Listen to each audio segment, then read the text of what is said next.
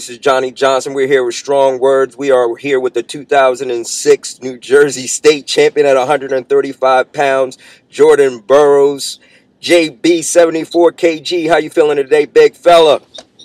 I feel good, man. I feel amazing right now, and thanks for having me on the show, bro. We got a young boy out here that you know to spend some time with the blue and gold, and he's rocking with the 2-for-1 style, taking him down, letting him up, little Jack Clark, and you get an opportunity to take a look at him or hear anything about him this year.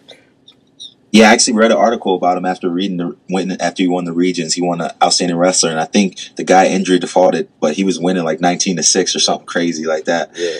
Before he defaulted. So it's like when you put up that many points, first of all, you're entertaining the crowd. People love it. People want to see points scored. They want to see takedowns.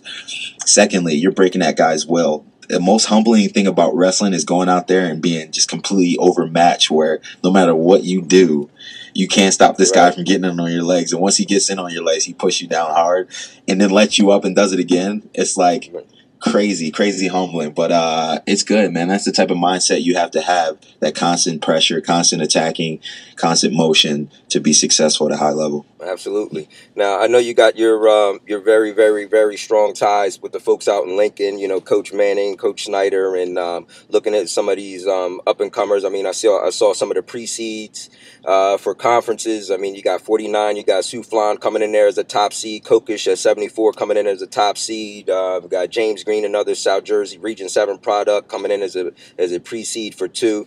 What's the outlook for the Huskers? Oh, they're looking good, man. I spent a lot of time training with those guys, so it's just great to be a part of that program and see those dudes hopefully accomplish some of the things I've accomplished in the past, being conference champs, going on, hopefully winning national titles. But I see the grind. I see the work that they do every single day in the room. So, you know, where people are looking like, I don't know if Kokesh can beat Howe, or I don't know if James Green's going to be able to beat Derek St. John again.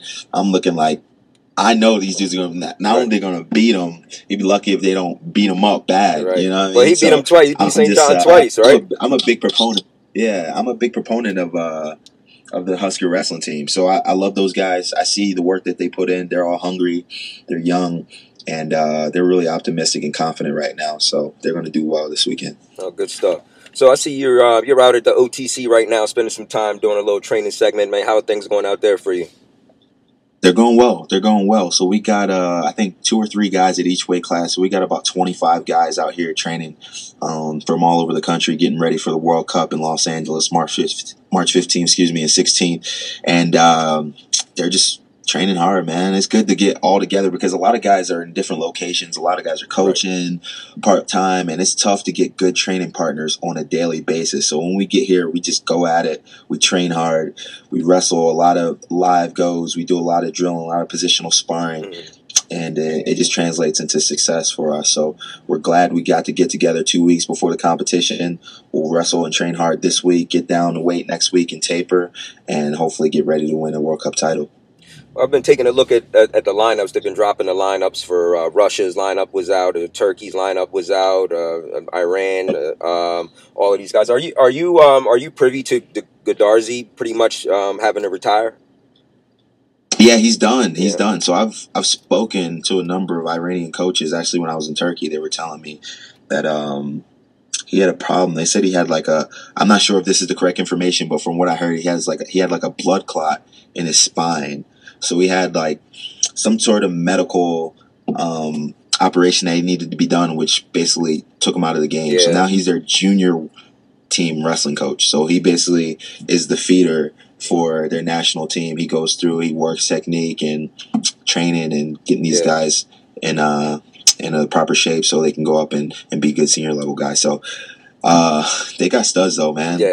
It's like they got a cog that just keeps rotating. One guy's out, we got another good guy coming in, you know. So dudes are hungry to get that spot. Godarzi's been the guy for the last 4 or 5 years. So, you know, as soon as he was out of the game, they got another guy who stepped right in and was a world silver medalist. So exactly. It's It's incredible, man. It's crazy. So you're going to get to wrestle him again. I mean, so you competed against him last year at the World Cup. You competed against him in obviously the World Final. So now you're going to get another shot at him, or he's going to get another shot at you. However, if people want to Yep. look at it, what do you see as the pros and cons of competing against these world class athletes? 3 and 4 times. I mean, does it benefit you? Does it not benefit you? Does it work better for them or better for you? Or how does that pan out? Right. I think you got to look at it from an optimistic perspective. I think if you are negative about the situation, thinking this guy's going to take away from my style of wrestling, he's going to understand more fully what I'm able to do and how I do it and my tendencies. I try to say, basically, I'm going to take him as much away from him as he takes away from me. So I'm going to go out there and compete at a high level, try to push the pace, try to score as many points as possible. And basically he's got to be able to withstand that and bring some stuff back to the table of his own. So I think Iran's a great team. They really like to just impose their will on other teams. So I don't think he's going to stand around and wait for me to do anything. He's going to try to get underhooks. He's going to try to control the ties. He's going to try to drive me out of bounds. So I know they're going to have a game plan. This is a big tournament on their schedule. They're bringing their number ones. They're ready to scrap. They're ready to go. And especially after me losing a couple weeks ago, they're probably like, all right, Burroughs has been taking some time off. He's not invincible, and he's beatable. Let's go out there and get him right now, especially in LA where they have a huge Persian population. But obviously I'm thinking the complete opposite. So we'll see how things go, but I'm really ready to scrap hard. All right, well, let's talk about your aforementioned loss. You won 69 in a row. I mean, really, we take it back to 2009. You put an undefeated season together at Nebraska. You came back in 2010. You actually got injured and then tried to complete the match and took the loss there. But then you came back 2011, went undefeated again. So, I mean, you really haven't lost in 5 years. I mean, you haven't taken a loss on the mat. And technically, this match, we're talking about Nick Maribel out of Missouri. I mean, technically, that match, 4-4. I don't know how much of a loss 4-4 is, but that was your first loss in 69 competitions and opportunities on the mat. Chit chat to me with us and these folks at home a little bit about that defeat. Well, it's tough. I think obviously any defeat is tough, especially after coming from a long period of time where I haven't lost, but I've lost in my career. I grew up losing, started high school losing, started college losing, and I just naturally progressed through those entire processes. And I think the adversity is what made me such a great and special athlete through the entire process. So for me, nothing changes. So a lot of people say after a loss, we got to go back to the drawing board. Right. But really, my drawing board's already complete. Right. I already know what I got to do every time I step out there. It's just having that laser sharp focus to be able to do it every single match, 5 matches in a row. But, like you said, 4-4, I know the rules. He knew the rules. So that's a mistake on my behalf. Absolutely. In terms of not being able to win the match. So even though the fans may not understand it fully, we're briefed on the rules before we step out there and match. So it's tough, man. It's tough, but I think it's great. It's definitely motivating for me to go out there and wrestle with a chip on my shoulder. I feel like obviously people still know I'm a great wrestler, still know that I'm hungry, still know that I want to win. But there are others who think that, all right, Burroughs is taking time off, Burroughs is married, Burroughs has a kid on the way, and he's packing it in. So for me, I've always been that type of guy that loves to prove doubters wrong and prove the naysayers wrong. So I'm just going to wrestle to the best of my ability every time I step out there on the mat, and hopefully what I do well is better than what the other guy does well. In that same event, you had an opportunity to wrestle Rashid Kurbanov. He took 3rd in the world. You beat him 6-0. You also wrestled a junior world champion in Batirov. I don't know if you teched him. Was it 10-0 or 10-2? 10-0. 10-0. So, it wasn't like you had a bad day. It was almost like it was just this one particular match that dropped it, and you just walked out and you just felt like I wrestled him twice. The bad thing about it is, I had a great day otherwise. And, it was 4-4. Literally, if I would have won, or if I got my hand raised, or if I would have scored 2 takedowns and he would have had a takedown and 2 push-outs, nothing about this would ever be mentioned. Right. But just the fact that it was 4-4 and he won by criteria changed the whole dynamics of the entire day.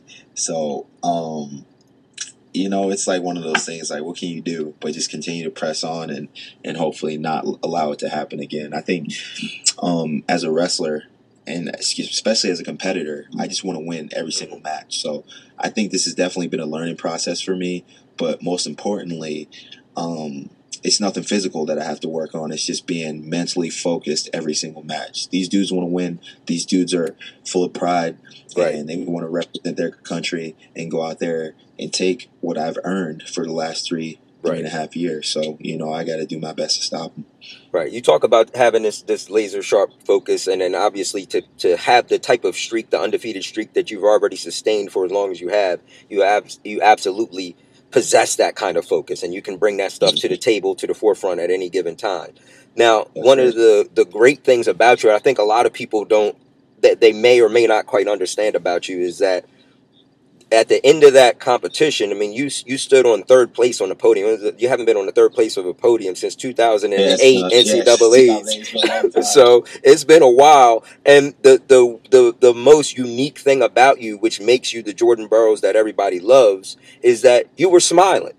Like, it didn't affect you to where you were sitting on the stand crying. You weren't gloating. You didn't drop your head. I mean, your shoulders were still back. Your chest was still out. And your chin was still up. You still understood and carried the throne, which is what you are carrying today of, I'm the world's best pound for pound, regardless of this one individual bout.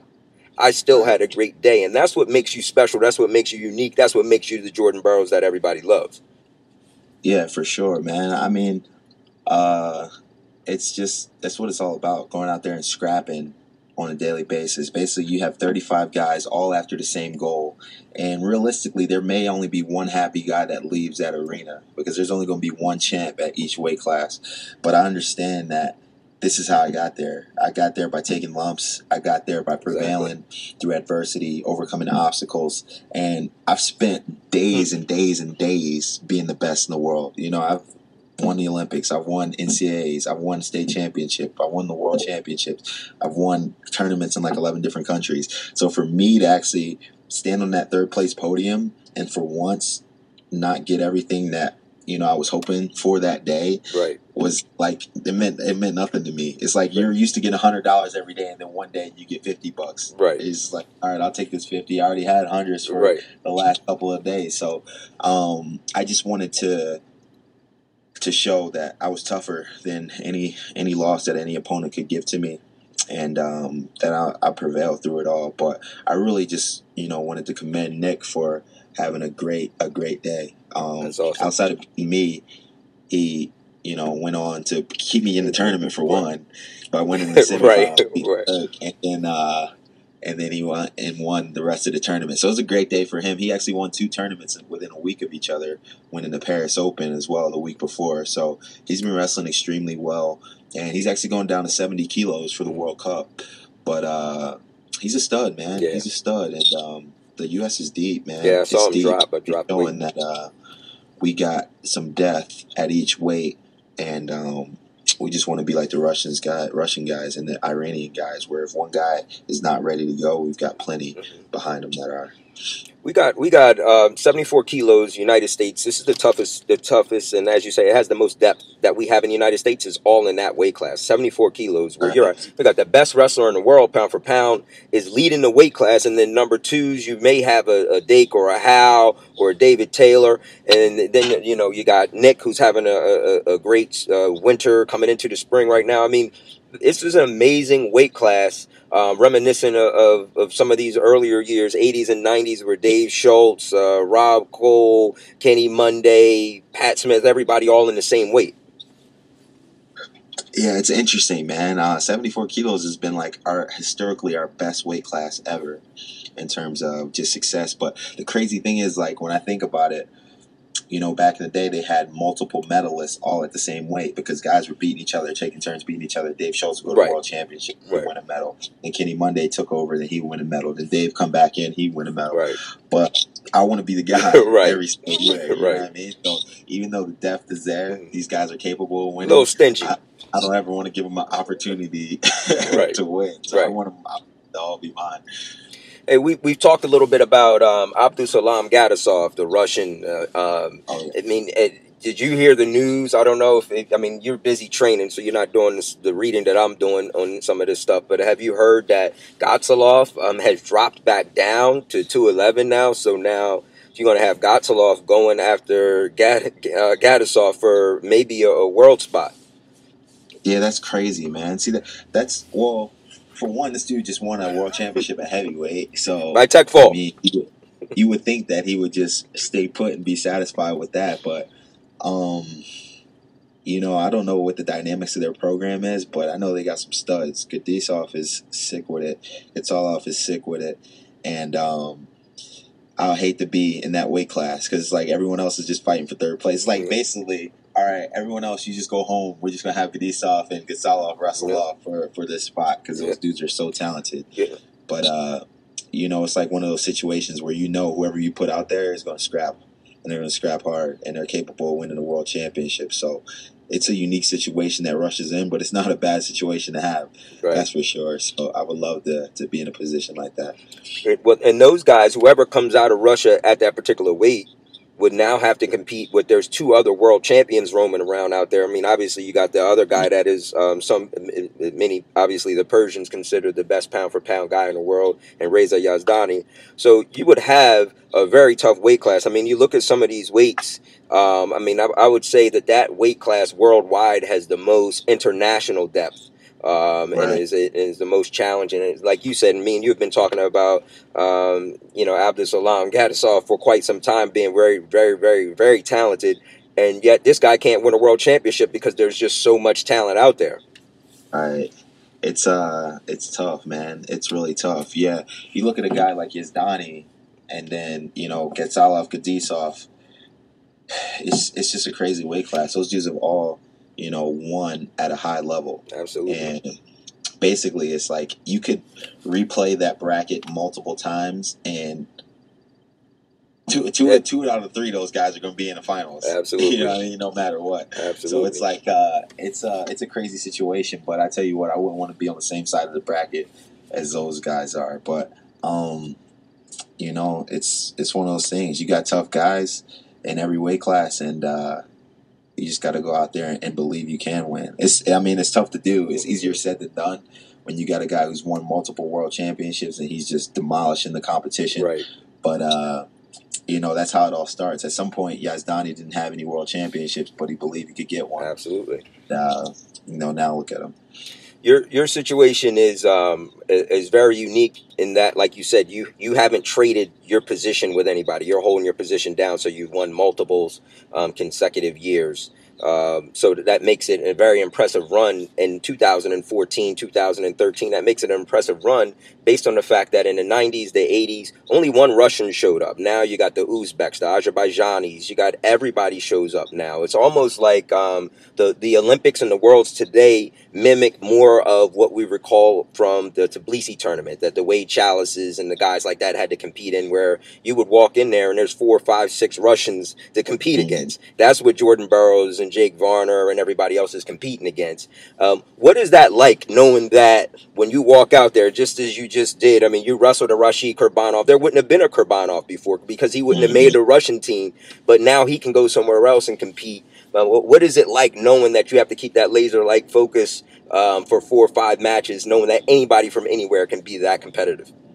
It's crazy, and a lot of guys are defecting. So you have to take like a 2-year hiatus once you defect to another country so you can be prepared to wrestle in the Olympic Games. So basically it's like a 2-year suspension, and then you're allowed to wrestle in the Olympics. So even a guy, was the word on the street when we were over in Turkey, like Opan Saat, who's frequently been ranked number 1 in the world, they said he's going to go and wrestle for Kazakhstan. Wow. So he's defecting to Kazakhstan. He's going to go wrestle for Kazakhstan, sit out 2 years so he can be prepared for the Olympics in Rio. and that dude could win a world championship. You Absolutely. know what I mean? So he's been sitting behind a number of dudes at 60 kilos, and now he's going to Kazakhstan and he's right in the mix. So it it's tough, man. It's really tough, but I don't know any different. So ever since I've been on the scene, it's always been the same. There's been a number of countries all in the Soviet bloc that we've competed against. So I hear that, you know, obviously with the USSR back in the 80s and early 90s, that guys didn't have to compete against as many Russians. But, you know, it's good for us because it keeps us sharp. So whenever we go to a tournament overseas, that's why we spend a lot of time in Eastern and Western Europe, is to basically just go out there and compete against these guys and hopefully improve on our tactics, on our skills, and our conditioning. So it's good to be able to wrestle these guys. And it's really difficult, man. It's really difficult as well, all in the same token. But I just enjoy it. I enjoy competing against the best in the world. Right. It's just like being, you know, a fisherman or a hunter. You don't put the little tiny fish that you caught up on your wall. Right. You put that huge bass, you know what I mean? That's the, Right. the world record up on your wall because that's the biggest catch. So you want to have a tough fight and you want to present the trophy of the hardest opponent that you've wrestled. So I like wrestling the best guys. Absolutely. So what you got to say to all of these? I see your Twitter page is up over 100,000 now. What you got to say to all of these people, man, as you prepare for the World Cup? I'm just excited. So I want to thank all of my followers for following me. It's been an amazing journey, but we're not through yet. So I still got a couple more years, a couple of double legs left in my tank, and I'm just excited about what's the future brings. So I just want to thank you guys. All great things coming in the future. World Cups in 2 weeks, and I'm looking to go out there and dominate and hopefully bring back some gold medals to the U.S. As a team, though, finally. I won a bunch of individual medals, but I want to win a team title, so that's important to me.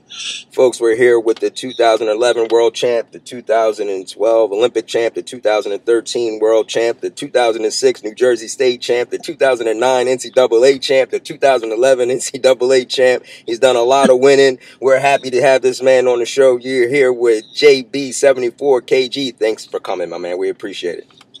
No problem. Thanks for having me, bro.